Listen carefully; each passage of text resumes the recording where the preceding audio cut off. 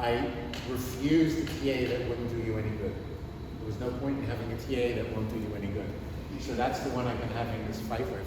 I mean, that's why it's been taking so long to get a TA. Okay, are there any questions?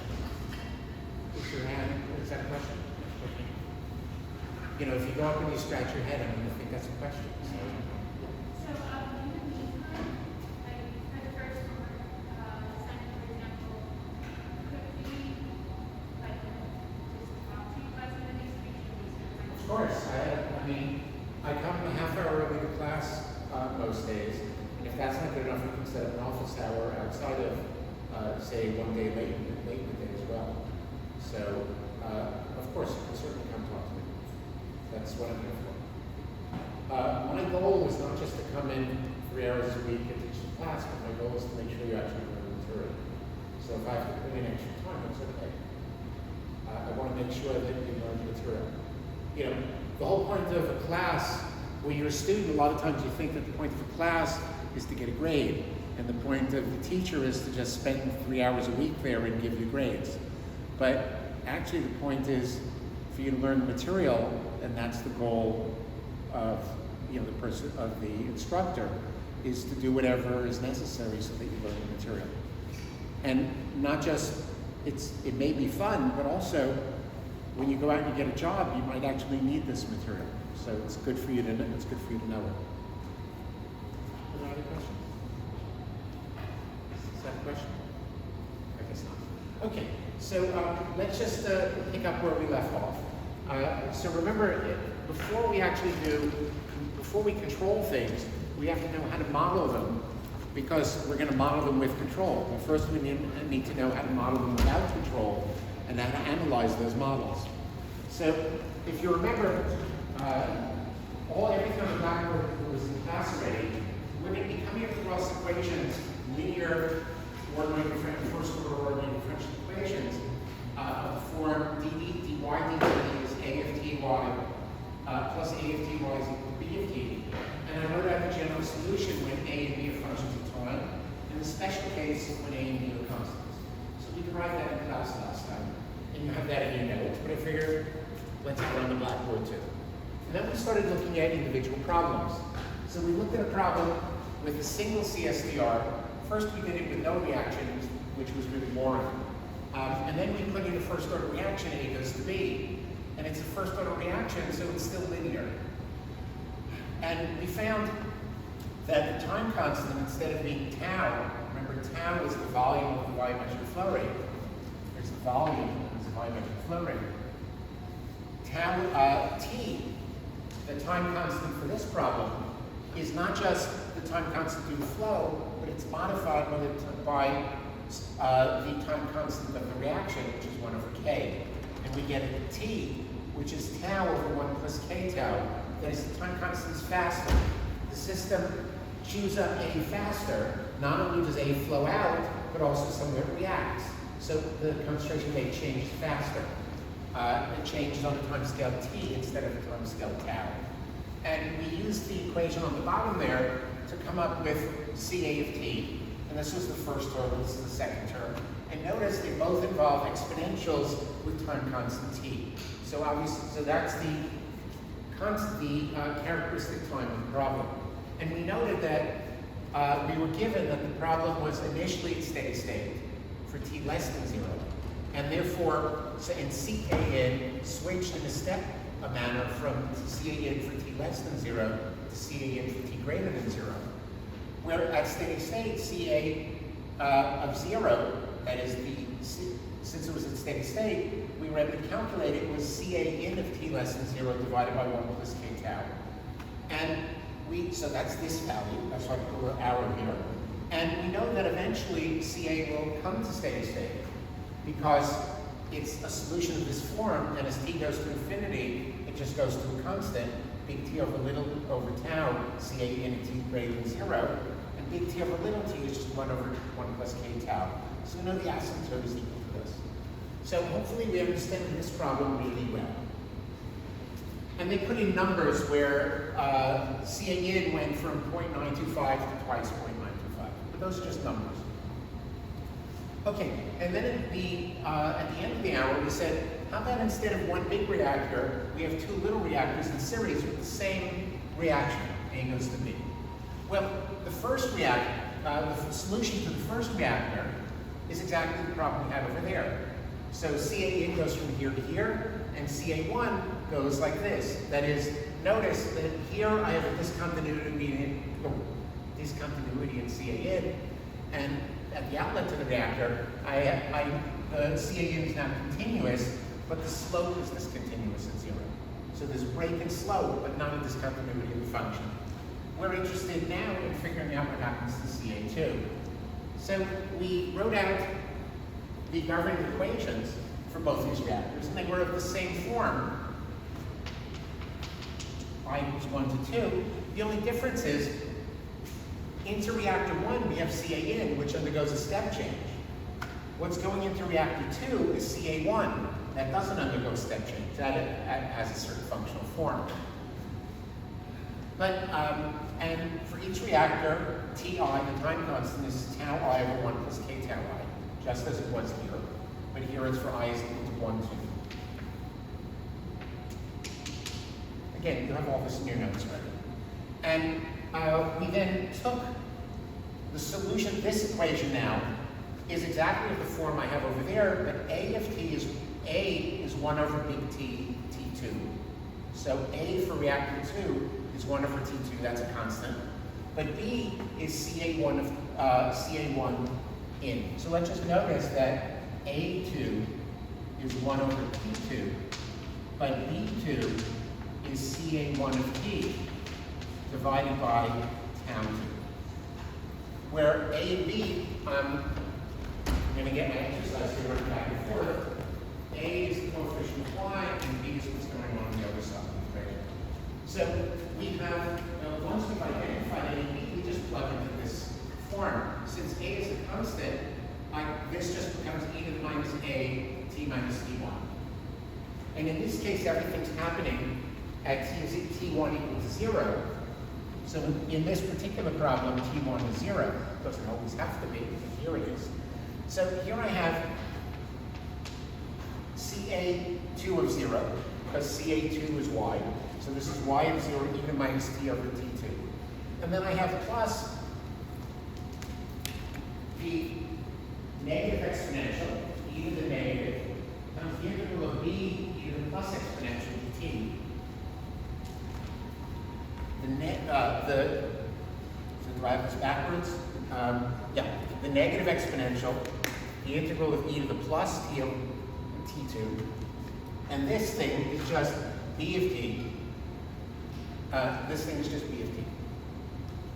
So let's just make sure I can make sense. Yeah, that looks okay. So this is where we were at the end of the last hour. We all caught up? So now what we need to do is solve this equation. And it's just integrals of exponentials, but so let's go ahead and do it. One part is really easy. That is, the 1 here is not a problem, because the 1,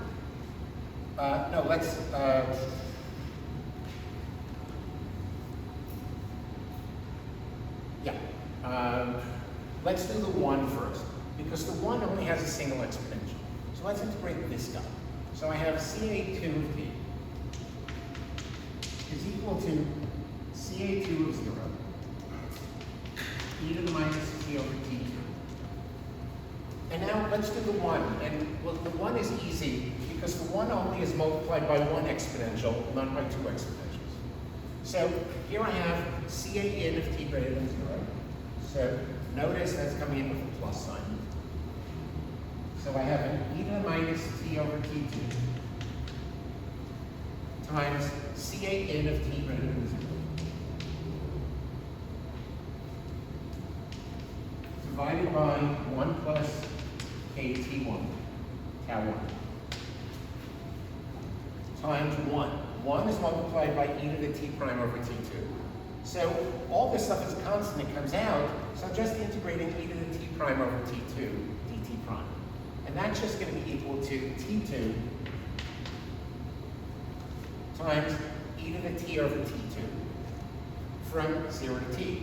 So from 0 to t, that's just going to give me e to the t over t2 minus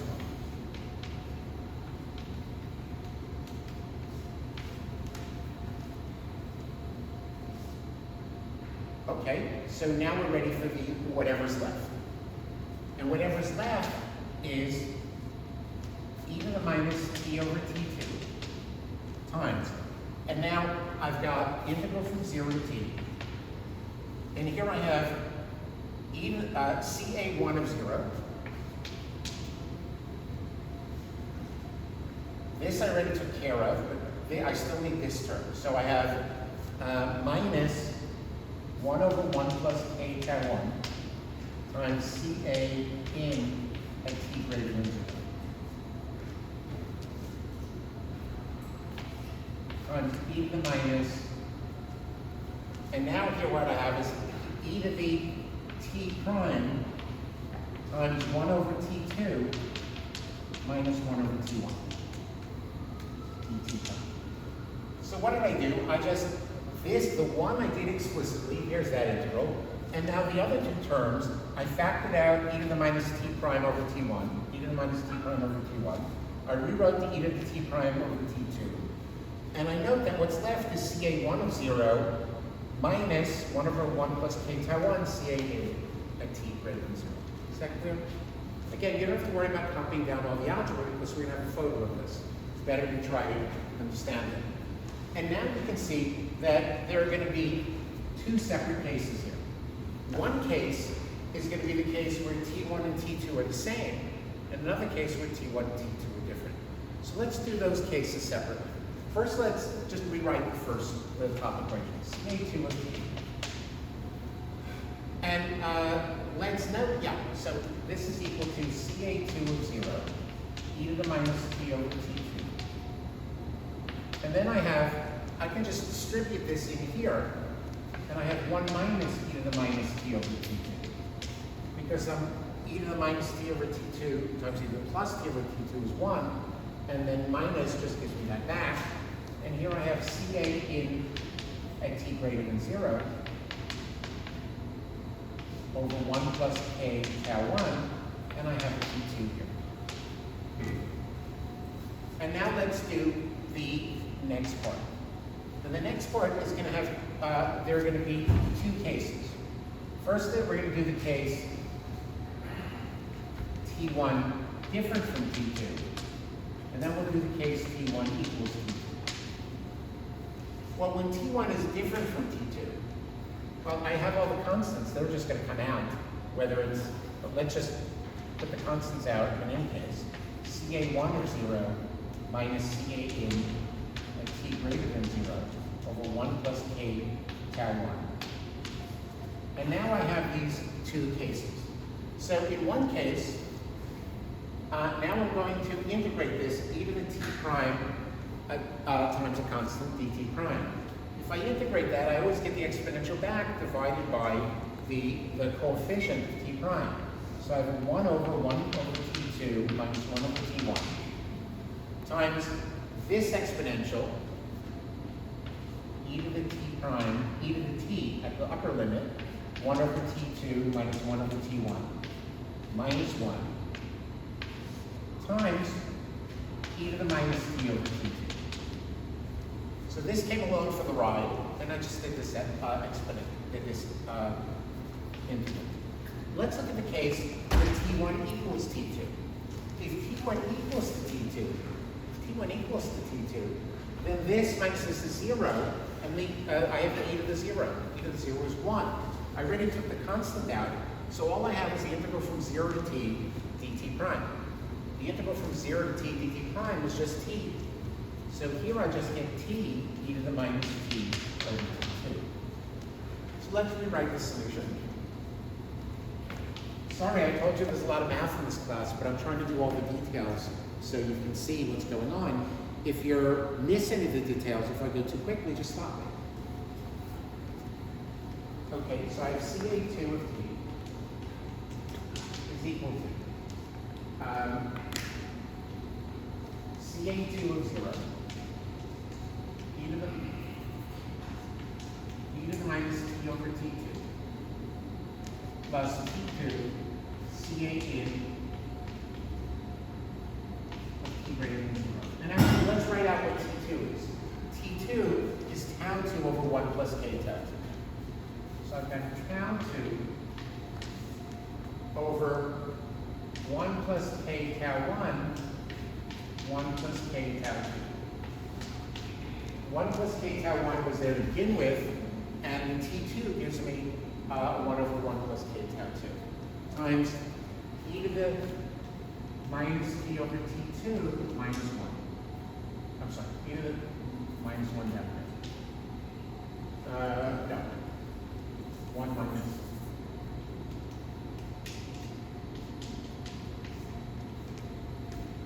This part is familiar. If you remember, if I look at the product at single CSTR, I had something that decayed exponentially, and then something, another constant that went as 1 minus the exponential decay. That's exactly what I have here at the beginning. Something that decays exponentially, and something that decays with a 1 minus an exponential. Let's think why that is. Because that's what, these are the parts that are the relationship between what comes into reactor 2 and what goes out. Just as here, this is what related what came into the reactor and what went out, gave me something like this. But now I need to look at the influence of what actually was in reactor 1, and that's where I get the other terms. So here I get CA1 of 0 minus CA in T greater than 0 divided by 1 plus k tau 1. And let's multiply this out. So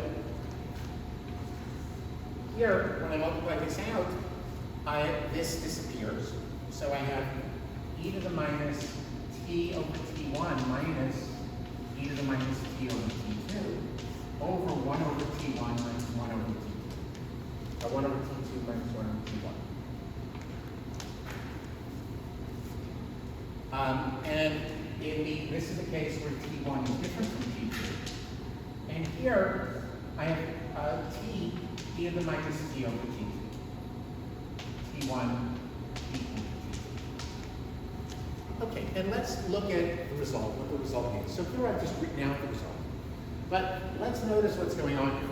The first thing is when T1 is equal to T2, I not only have exponential decays, but I also have T times e to the minus T over T2. What does that mean? Let's plot T e to the minus T over T2 versus T. If I plot that, when T is if I didn't have the T here, I would just have an exponential decay. But when I multiply by T, when T is 0, 0 wins. So I know it starts at 0. And when T is really tiny, this thing is very close to 1. So it just looks like T. It starts to grow. And eventually it grows, but eventually the exponential takes over and decays. So what is that telling me? That's telling me something, that it's not monotonic. Whereas, remember over here it was monotonic. This decayed, this decayed. Here, this decayed monotonically, this decayed monotonically.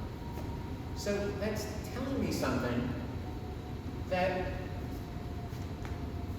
let's say, if you remember, if this concentration was going too high, then we could bring in the fire department. Essentially, we could then try to lower CA in. And that would immediately, the minute we start lowering CA in, that instant this will start to decay. So we get instant satisfaction. What we always like, instant satisfaction. On the other hand here, if we do something to CA in, we don't see the result immediately in CA2. We see it in CA1, but we don't see it in CA2. So what this is telling me is, even if I lower CA in precipitously, CA2 can still continue increasing. Eventually it will start to decrease, but for a while it can start increasing because it takes time for the information of the inlet, a change in the inlet to CA1 to get to CA2. It takes time because even though this changed in a step manner, this hasn't changed yet. The slope changed, but it's only here. It's not way up here. So you've got to wait a while till this gets high enough, or low enough if you lower it, that you feel it in the outlet. And that's what this is telling you. You see similar behavior here, but here, because there's only one time constant, it's easy to see. And by the way, this is exactly the situation of what we call resonance. But usually you think of resonance when you have a plus exponential here, or a sine or a cosine. If you remember in freshman physics, when you probably, if you remember it, I don't know, looked at the concentration, the concept of resonance. And the typical example people give is when remember you're a little kid and you like to go on swings? And, you know, if someone pushes you, what you want is you want to be pushed so that you go higher and higher. But there's got to be the right timing. If you get somebody who's not good at it and they push you at the wrong time, you don't increase your amplitude. It just messes everything up. Now, if you didn't have friction, you would just continue with the same amplitude back and forth. But if someone pushes you exactly at the right time, so the time constant of when the person pushes you is the same as your time constant for swinging, then all of a sudden your amplitude grows. And then if you solve that problem, you find instead of your solution being a sine function, sine of omega t, it's t times the sine of omega t. When it's the same omega of the pushing, of the forcing function, b of t, as the omega of you going back and forth. So that's the case of resonance, where you don't just get a sine function or cosine function, you get t to a power times that. And that's when certain parameters happen to be the same. And here again, that's exactly what's happening here. Because t1 and t2 are the same, I get a power of t here times an exponential, not a sine function, because it's a different problem. But this is the same notion of resonance. In any case, the point is, let's see what the solution looks like. If we actually plot, say one of these, either one, what we get now is an inflection point. So in this case, so here I'm plotting those curves. Here I have discontinuity in CAN. In CA1, I only have discontinuity in the first derivative. Here I have discontinuity in the second derivative. The first derivative is continuous here. There's no break in slope, but there's a discontinuity here. The second derivative was 0. The first derivative wasn't changing, and now it starts to change. So there's an inflection point. So you can see that each of the CSTRs in series pushes the discontinuity to one higher derivative, or at least that's what we see in practice. I don't believe that that's always the case, but now, question? Okay, let's also notice, let's say that this volume is exactly the sum of these two volumes. So now the question is, will the final concentration be smaller or larger than in this case or this case? So let's think about that for a minute. Remember, there's math here, but we always want to understand physically what's going on. So in a CSTR, remember we looked at a CSTR, we have a certain concentration of A coming in. And we have a certain concentration of A coming out, which is the same as A in the reactor. So that tells me this is the high, if A is being used up, this is the highest concentration of AIC. And CA is the lowest concentration of AIC. So immediately, when the fluid comes into the reactor and gets mixed up, it's at the lowest possible concentration. Now, so if I have a reaction going on, A go to B, and the rate of that reaction is KCA, if CA is small, the rate is going to be small. So I'm not going to use up a lot of CA, nearly as much as if I had a higher concentration. Is that clear? Well, now let's look at this situation. Let's say V1 and V2 add up to V. So it's the same total volume, the same volumetric flow rate. And what I want to ask, the question I want to ask is, is the outlet concentration, Ca2, going to be the same, higher or lower than the outlet concentration here? Does anyone, following that logic, does anyone want to give it a shot? Just give it a shot. Anyone want to? If you just plug in V or V1, Plug in where? the equation. Of course, no, we can do it with the equations. I'm trying to build some physical intuition here. Yes, we can do it from the equations, we can calculate. That's why we did the equations. But I want to see if we can build up some physical intuition of what you think is going to happen. I just made the argument that here you're at the lowest possible concentration, so you're using up A at the slowest possible rate. What's different over here? The rate of reaction of I'm sorry? the rate is going to be faster. The rate's going to be different, but tell me, expound. Okay, because the volume, first volume is smaller, so the concentration of A is going to be bigger, increasing the rate of reaction. So the Ca2 is going to be larger than if it's just one. If it's larger, that means I'm using up less A. So you're telling me, in this case, I use up less A than in this case. Or is that not what you want to say?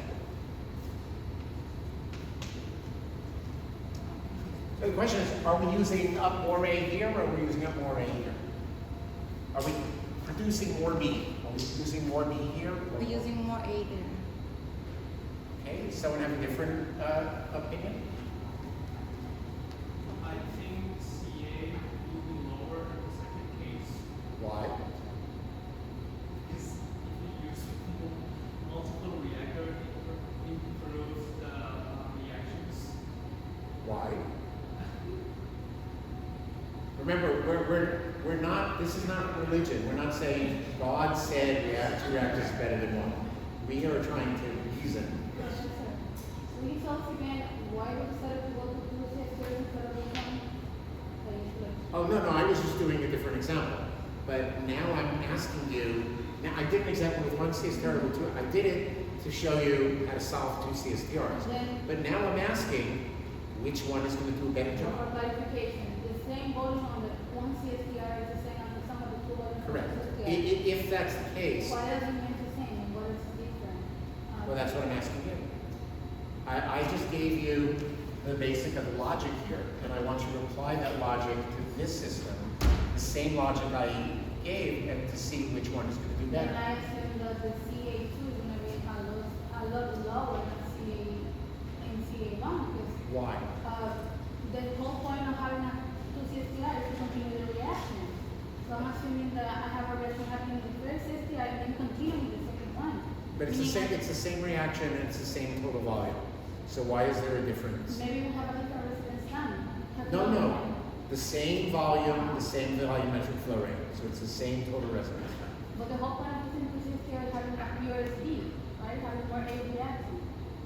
Why? Again, this is not religion. You have to come up with logic for why that's the case. Not someone told me that two CSTRs is better than one, but why? Tell me why. Physically, why? Having a lower volume of the CSTR more time, so what would be? No, it's the same amount of time. It's the same volume, the same volumetric flow rate. What I assume is if you have less volume in the first CSTR, but we would do the reaction, and it's gonna be faster. No. One person at a time, please. So the two volumes together sum up the same one volume here.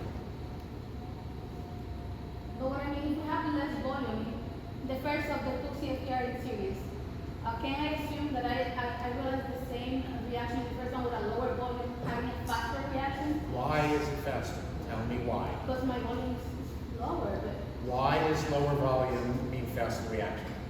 You're missing a piece of logic. Why would lower volume mean faster reaction? So why don't I take it to the extreme? Zero volume, so I'll get infinitely fast reaction. That obviously is not going to be the case. Reductio ad absurdum. So that can't be true. Because when I lower the volume, I also lower the residence time in the first reactor. The total residence time of both reactors is the same as the residence time of this reactor. So you can't just say smaller volume means faster, because I'll go to zero volume and you're telling me it's going to be infinitely fast.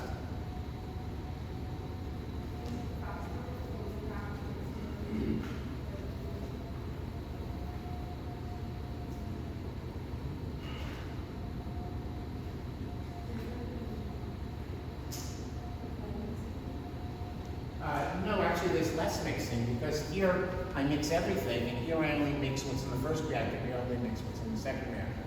So this actually has more mixing. Let me repeat what I said before. In this reactor, or any CSTR, you have the highest concentration going in, but once it gets in, it gets reduced immediately to the lowest possible concentration, which is the outlet. And the lowest concentration means the slowest reaction. How does that logic carry over to two reactors in series?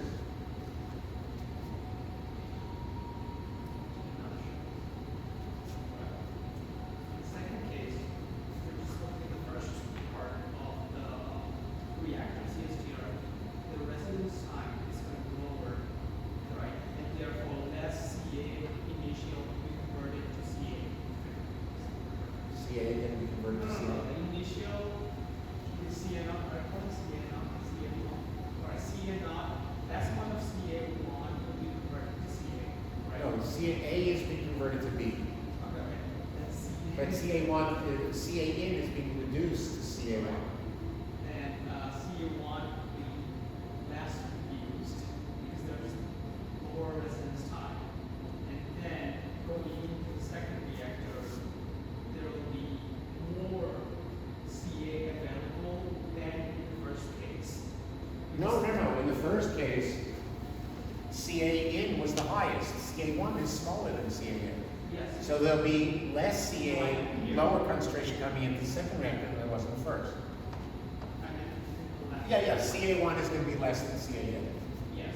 Okay, so, Then going to the second one, say there are more CA available after the first part than the CSTR in the first left side, and therefore overall. but it drops immediately. As soon as it enters the reactor, it drops to CA2. Yes, I'm saying that overall, given the components are saying. CA1 would be greater than CA. So, The first CSTR reaction faster. yes. Yes. So that's exactly it. In this case, CA1, because this reactor is half as big, CA and the flow rate's the same, so tau is smaller, CA1 is going to be higher than CA. The key point is, because CA1 is the concentration in this reactor, so in this reactor, the rate of reaction is governed by CA1, it's KCA1. So the rate of reaction here is much faster than the rate of reaction here, because CA1 is higher. The rate of reaction is faster, so therefore I use up a lot of CA, and then when I go into this reactor, I use up even more. So CA2 is always going to be less than CA, because exactly of that, because the rate of reaction is faster. So what you can see here, and that's not just true at steady state, that's true dynamically as a function of time. At steady state, we can see that immediately, because CA2 steady state, as t goes to infinity, let's see what happens as t goes to infinity. All the exponentials get killed off in infinity. So all that's left at infinity is CA in t greater than 0, tau 2, 1 plus k tau 1, 1 plus k tau 2. Whereas, in this case, the steady state was CA in over 1 plus k tau 1. Here I'm dividing not just by 1 plus k tau 1, I'm also dividing by 1 plus k tau 2, another number bigger than 1. I'm not sure if this tau 2 belongs here. That may be a mistake. Let's just see if that tau 2 belongs there.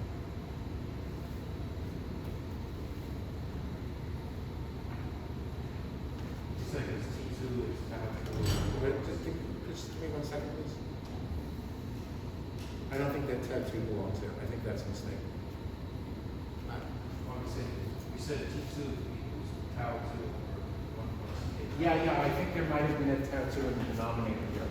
I think there should have been a tau 2 in the denominator. I don't recall, but the answer's in the book. I don't think that this, I think this doesn't belong here. So you can check, the answer's in the textbook. I don't think this belongs here. So I think it's just CA greater than 0 over 1 plus k tau 1, 1 plus k tau 2. I don't want to trace the error in the algebra. But you can see immediately that the steady state concentration is lower because I've got an extra factor of 1 over 1 plus k tau 2. Here, I have just 1 over 1 plus k tau. Now remember, this tau is tau 1 plus tau 2. So you can check to see whether the product, so if tau 1 is equal to tau 2, in that specific case, then you have CA2 steady state is CA in for t greater than 0, divided by 1, and let's call this, if tau 1 equals tau 2, is tau over 2. So I have 1 plus tau over 2 squared.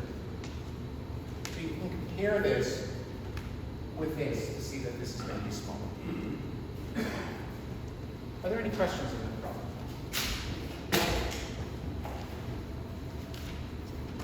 Question? Okay, so let's do another problem. Let's do a heat transfer problem with a little bit of control. So, a new example. So let's say I have a house.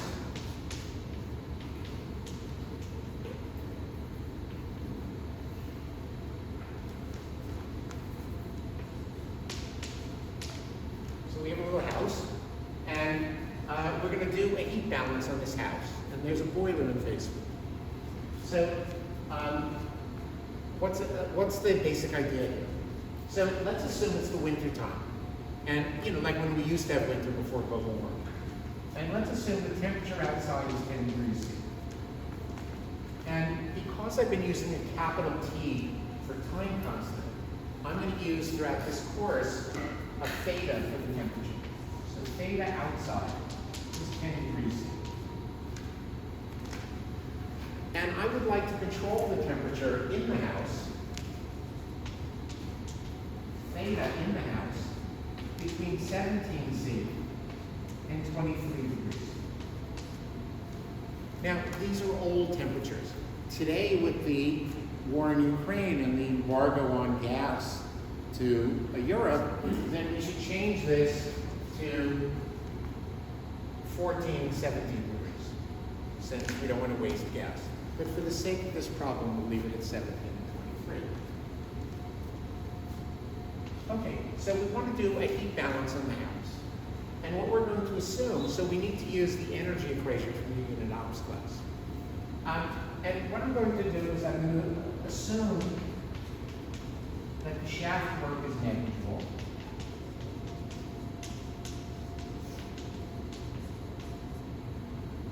And that there's no convective heat transfer.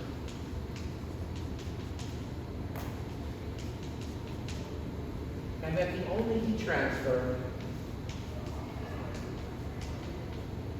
is by conduction through the walls.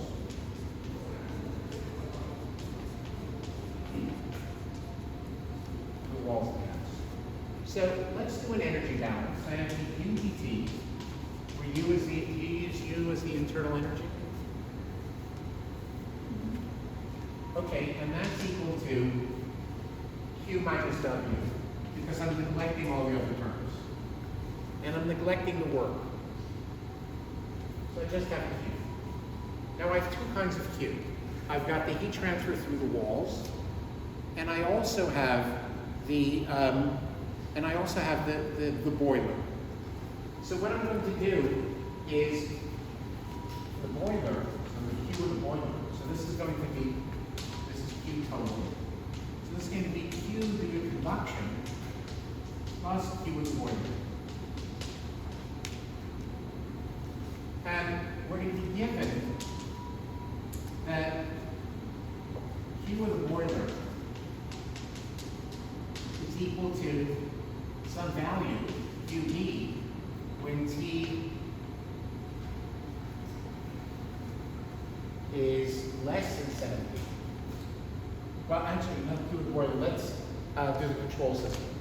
So, the control system.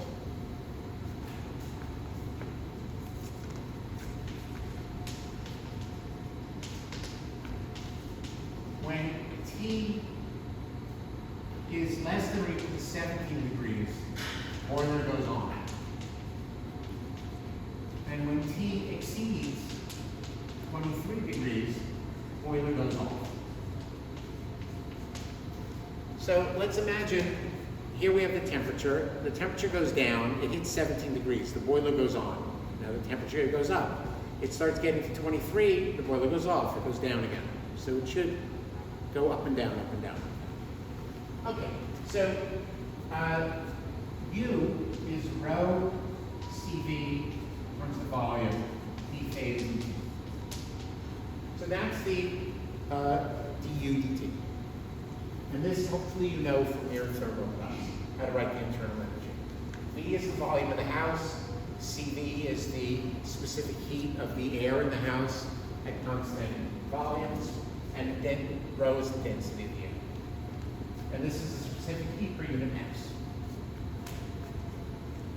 Okay, so we want to make sure we get the right units. This is specific heat per unit mass, this is mass per unit volume, times the volume is in units of energy and then I have UTDP. And this is equal to, I have an overall heat transfer coefficient, UA, so the area, the outside area of the house, U is the heat transfer coefficient, times theta outside minus theta inside.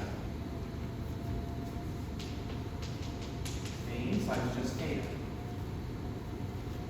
And then I have plus Q of the boiler. Where Q of the boiler is sometimes 0 and sometimes a positive number. So we're going to solve for both cases at once.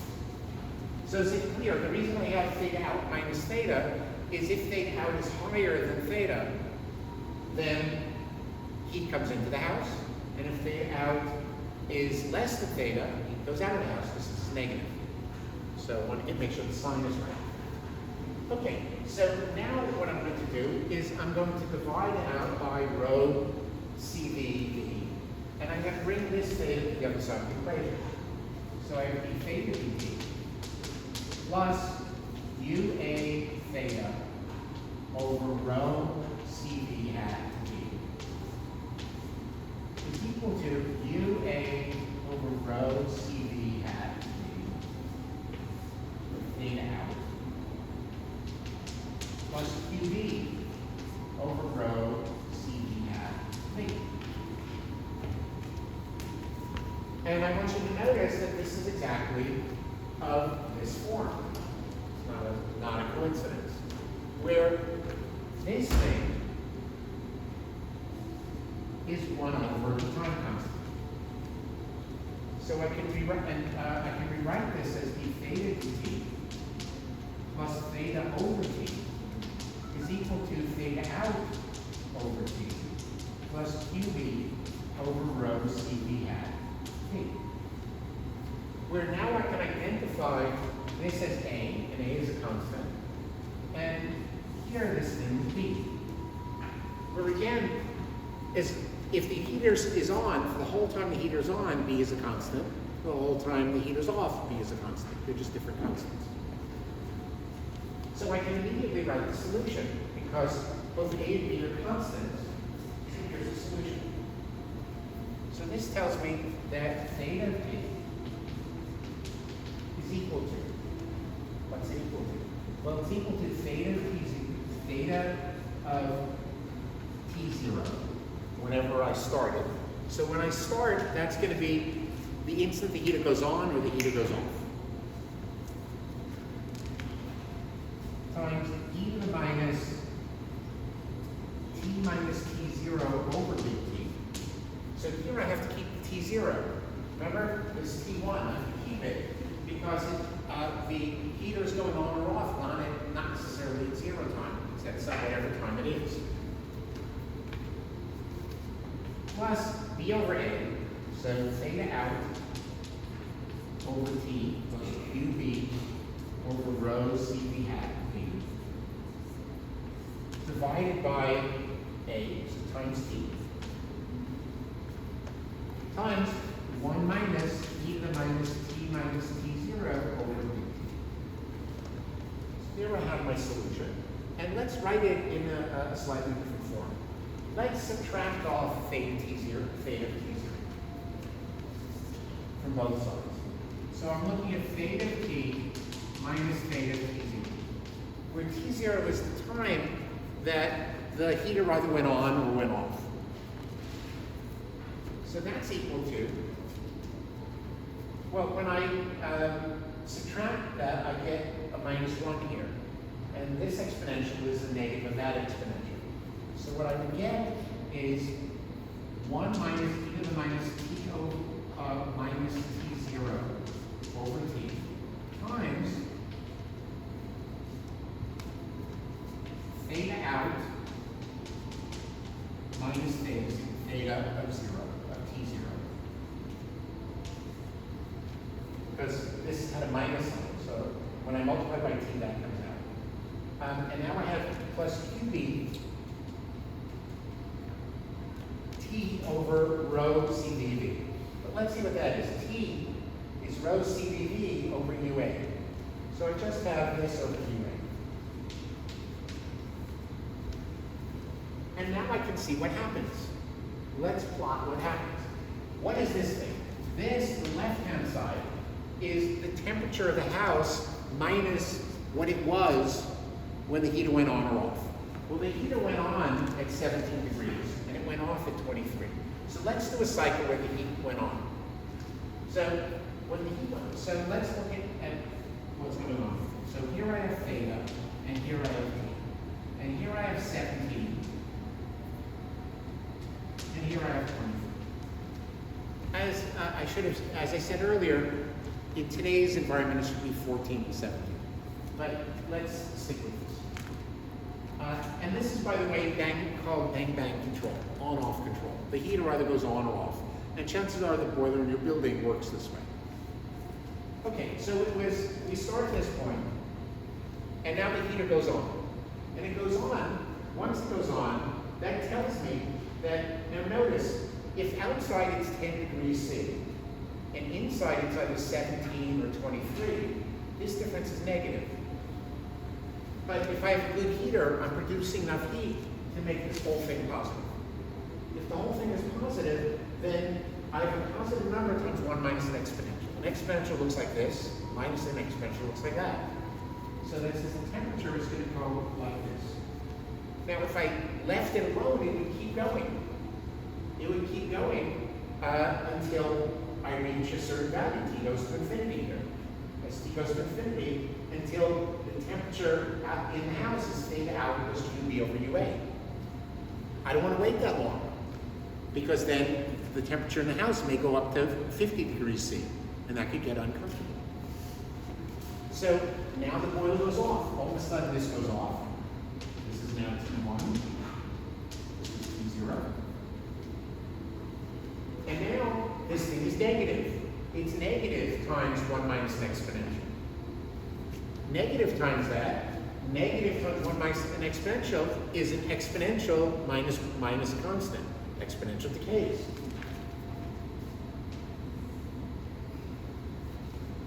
But the time constant is the same. It's the same time constant. It's the same T time constant. And at T2, the boiler goes back on. At T3, it goes off again. And this just keeps repeating, and this is how the temperature in your house works until you open the windows. When you start opening the windows, because you don't like 23 degrees, like me, that's too hot, then I introduce convection. And then I waste a lot of fuel because I can't turn, because in New York apartments, you can't turn the heater off. You turn the radiator down and nothing happens. So you control the temperature by convection. Are there any questions on this problem? Yeah. Sure.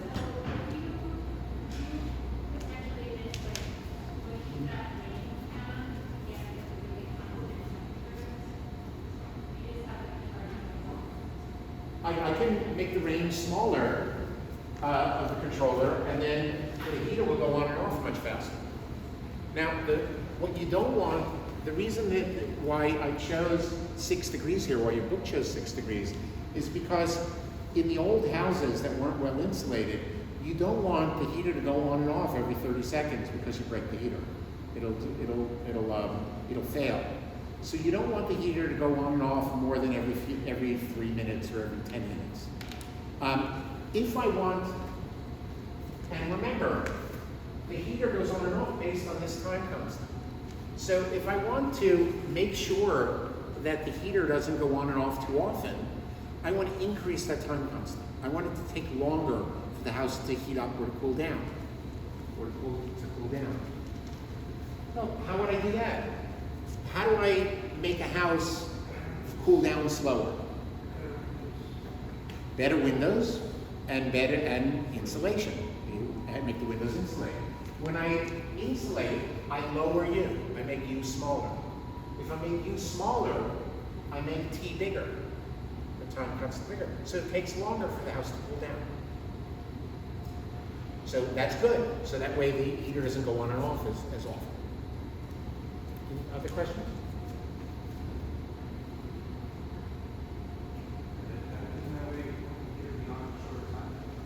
What's that? Yeah, the heater will be on a short time as well, because notice what also is going to happen here is when U is bigger, when U is smaller, then this term is bigger. So the house gets up much faster, because the constant multiplying this is bigger. Constant multiplying the exponential.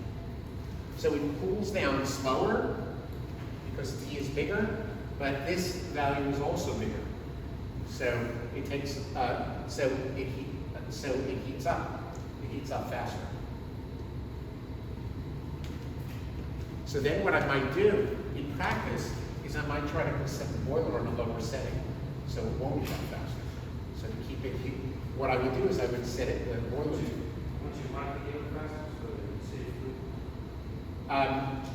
Well, if it heats up too fast, then it's going to exceed 23 much faster, so then it's going to have to shut off.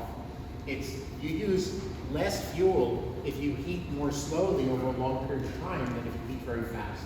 Just like with a car. If you drive 90 miles an hour to go from here to Boston, you're going to use a lot more fuel than if you drive 55 miles an hour to go from here to Boston. It's the same distance, but usually the systems are more efficient when they work slower. Now, there's a caveat to that. It depends on the boilermaker. The boilermaker, we usually make the boiler to function most efficiently at a given heating rate. So what I said really depends on the type of boiler. But generally today, you try to build boilers that are most efficient. And there's a critical heating rate at which they're most efficient. And that, of course, depends on the boiler. Other questions? Okay, so once we have these, we're pros now. We're experts. We can do anything. Any problem that's a first-order linear differential equation, no problem. We can solve it. We have a solution. The problem is, in real life, you got to be lucky to have a first-order linear differential equation. So, for example, let's say in this problem, I have second-order reaction, not first-order reaction. Let's say I had 2A goes through B. Then the rate of reaction, instead of being KCA, would be KCA squared. CA squared is not linear. Not all reactions are first order. Let's say, for example, Another example, I have a CSTR.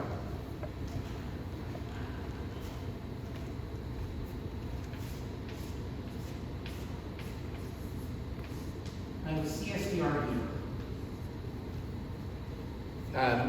Or just a CSTR, and I'm keeping track of the temperature. But forget temperature, just a reaction. I can just do a reaction. So even if I have A goes to B in the reactor, I have a volumetric flow rate and a CAE. If you remember when we wrote out the governing equations, we said dCA dt was equal to the volume, was equal to little v over big V, CA in minus CA, minus KCA, or whatever the reaction is, plus R. Now, let's say at T is equal to 0, I have a step change both in little v in the flow rate and in CA. So let's say little v versus T and CA in versus T both undergo a step change at T is equal to 0. The problem is V is multiplying CA in. That's not linear anymore. I've got a change in CA in and change in V. So it's not linear anymore. I have two variables that are changing. Two inputs that are changing, not one. So what do I do? Well, first I need to define what linear is. So if you remember from your math class, f of x is linear if f of ax1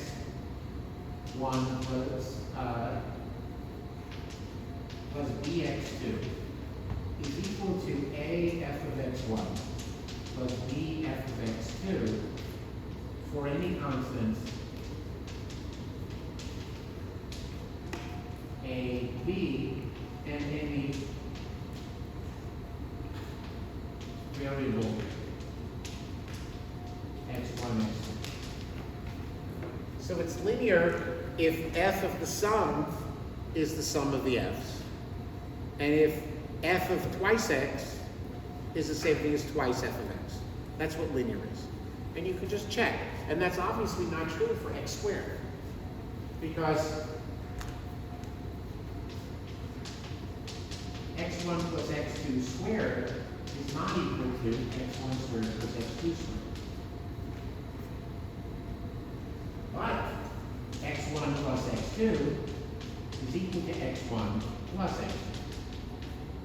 Because this one is linear. Or let's be even better than that.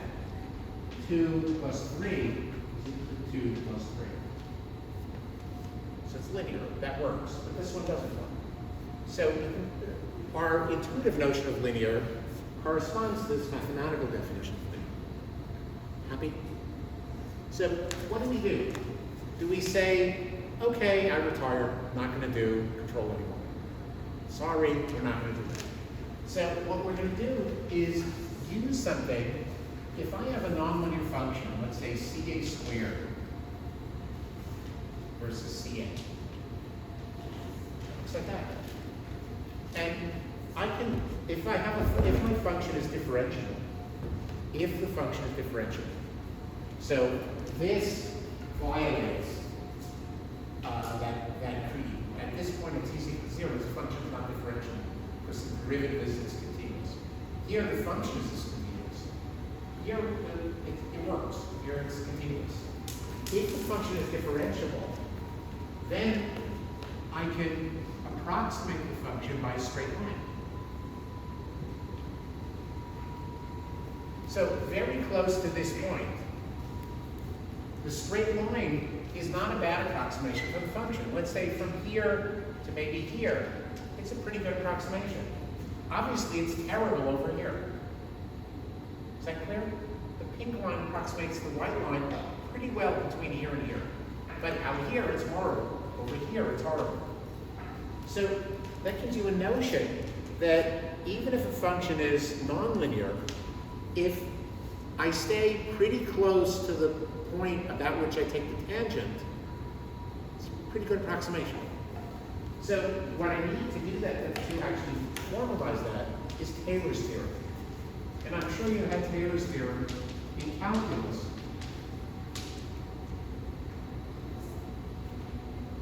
For a Taylor expansion, Taylor series. Okay, so let's see what Taylor's theorem says. Taylor's theorem says, and I'm going to write it for an n-dimensional space, Rn, but then I'll simplify it for one dimension and two dimensions. So suppose that f of x, well, let's say f of z,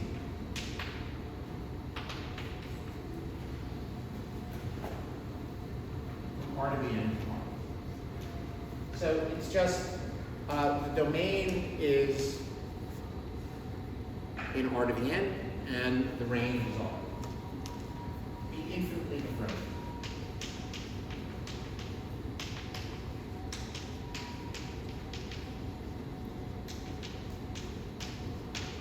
At z0. Then, there exists a radius of convergence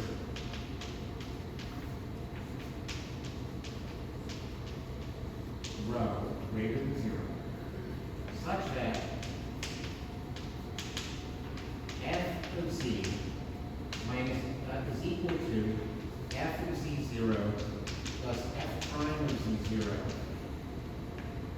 times z minus z0 plus f double prime of z0, c minus z0 squared over 2 factorial plus dot dot dot plus fn of z0, c minus z0 to the n over n factorial plus the remainder.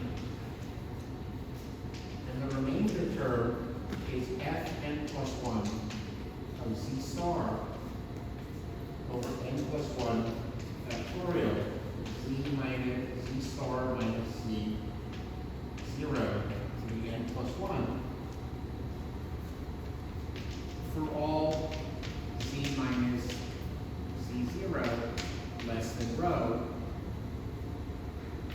and for some z star such as z star minus z0 less than rho. Okay, that's all math talk. Remember calculus, your favorite subject before this one. Well, I haven't convinced you yet that this should take over from calculus. So what does it say? All this mumbo jumbo says, I can approximate a function or, by its first derivative. Or if that's not good enough, I can approximate it by a combination of its first derivative and second, and third and fourth, etc. And I can chop this series wherever I like, and I know what the error is. I can estimate the error. And this is true. So if here is z0, there's going to be some circle around z0, in which where this series works everywhere in the circle. Not necessarily everywhere, but everywhere in the circle. The circle is radius rho. I haven't told you what rho is, but there is one, and rho is non-zero. And I can tell you, and the error, I can't tell you exactly what it is, but I can tell you there's some point in here, z star, in that ball, where the error is going to be exactly this.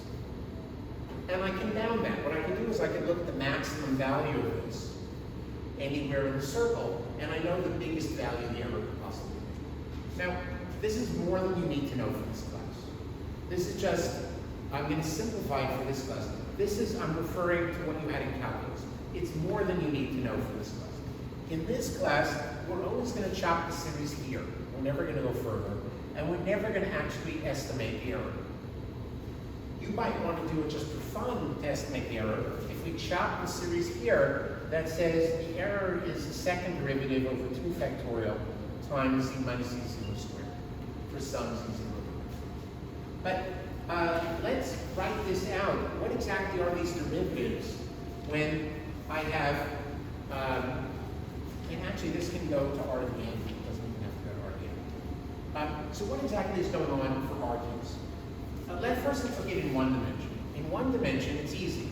In one dimension, it just says that f of x is equal to f of x0 plus f prime of x0, x minus x0 plus remainder.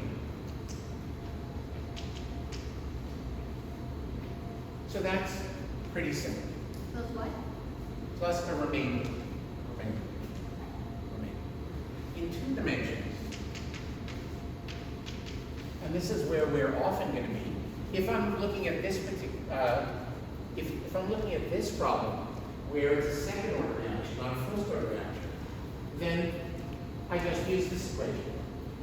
And I don't worry about the remainder. I mean, we should worry about the remainder, but I'm not going to fuss about it too much in this class. In 2b, so f of xy is equal to f of x0 y0 plus the f dx at x0 x0 y0 times x minus x0 plus the f dy at x0 y0 times y minus y0 plus the remainder.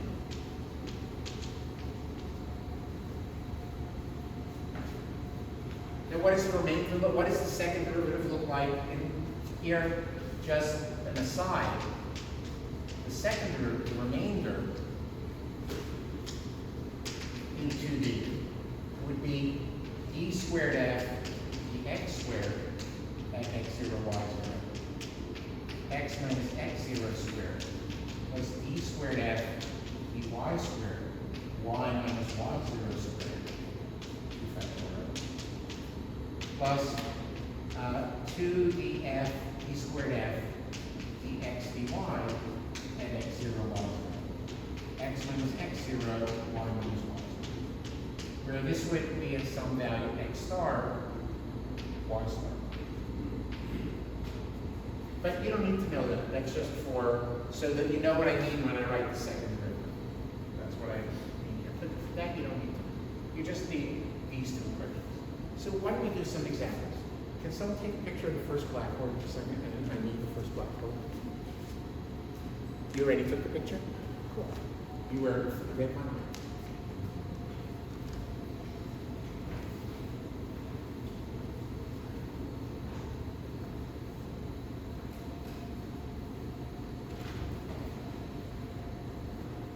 Again, I'm sorry there's enough of this class. We do, so far we've come across calculus and differential equations. In a couple of weeks, I'm going to start teaching you Laplace transforms and complex variables that you haven't had before. In theory, you've had Taylor's theorem and you've had some of these things before, but you haven't had complex variables. Okay, so why don't we do a few examples? Let's look at x to the 1, x to the 1 half. X to the 1 half is nonlinear. Nonlinear because if I plot it, x to the 1 half looks like this. That's not linear, it's not a straight line. So let's do Taylor's expansion. So let's expand the Benson value x0 on that straight line. So it's x0 to 1 half. That's just a number. Plus d dx of x to the 1 half and x0 times x minus x0. What's d dx? I need your help here. What's d dx of x to the 1 half? Someone who hasn't answered yet. How about one of the people in the back? When the back means you have to participate more because you're further away. So, what is the derivative of x to the 1 half? Come on, I need a volunteer today, not next week. What's the derivative of x to the 1 half? You really don't want me to start calling on people, do you? Just volunteer. I'll count to 3. If I don't get a volunteer, what's the derivative of x to the 1 and the square root of x?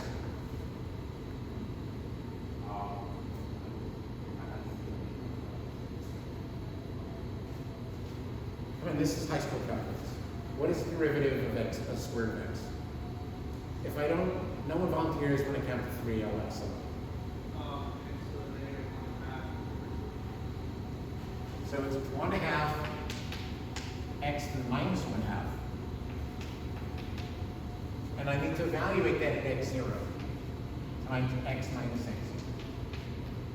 So this is the linear approximation.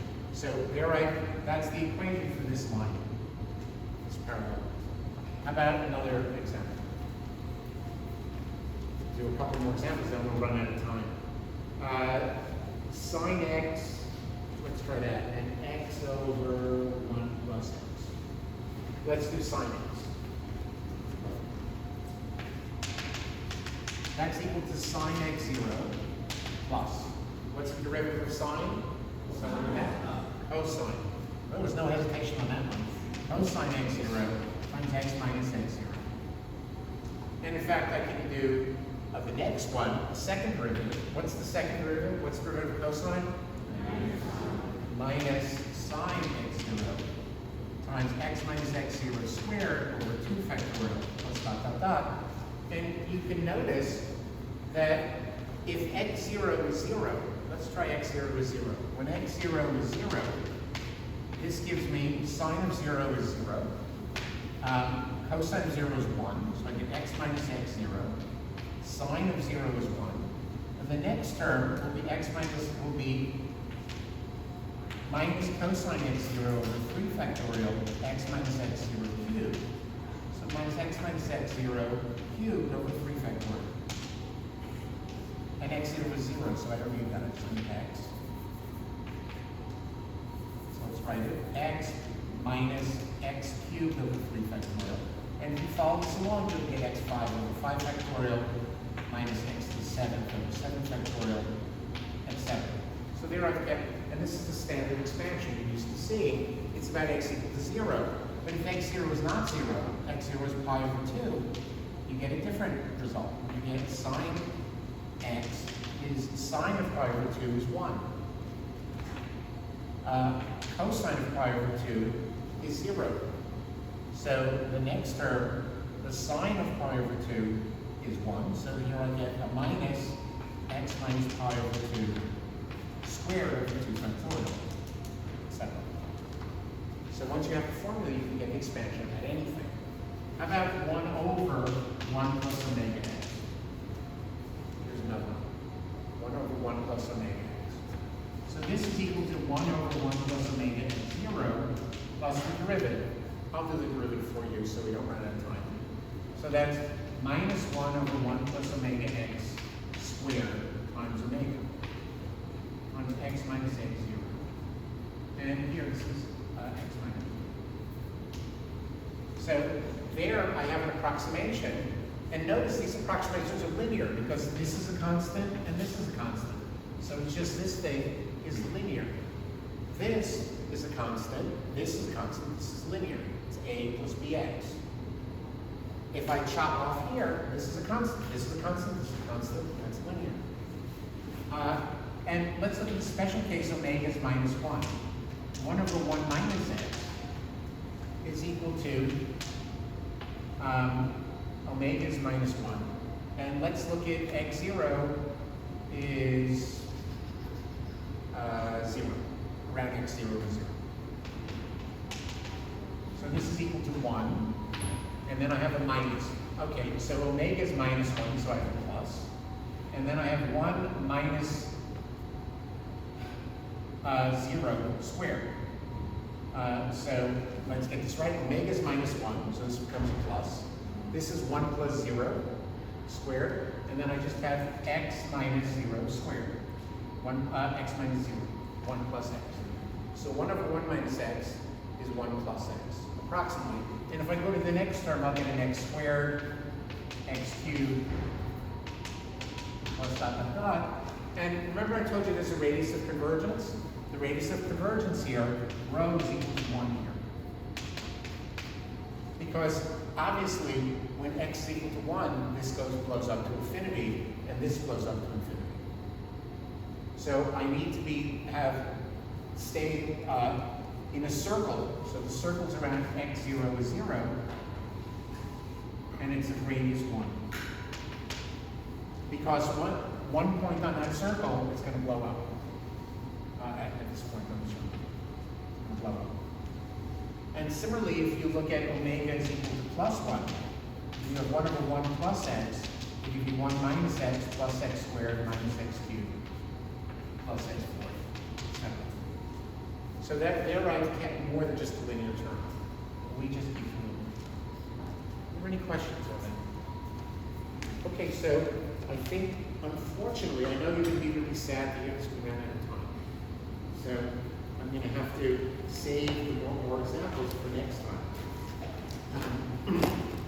Are there any questions?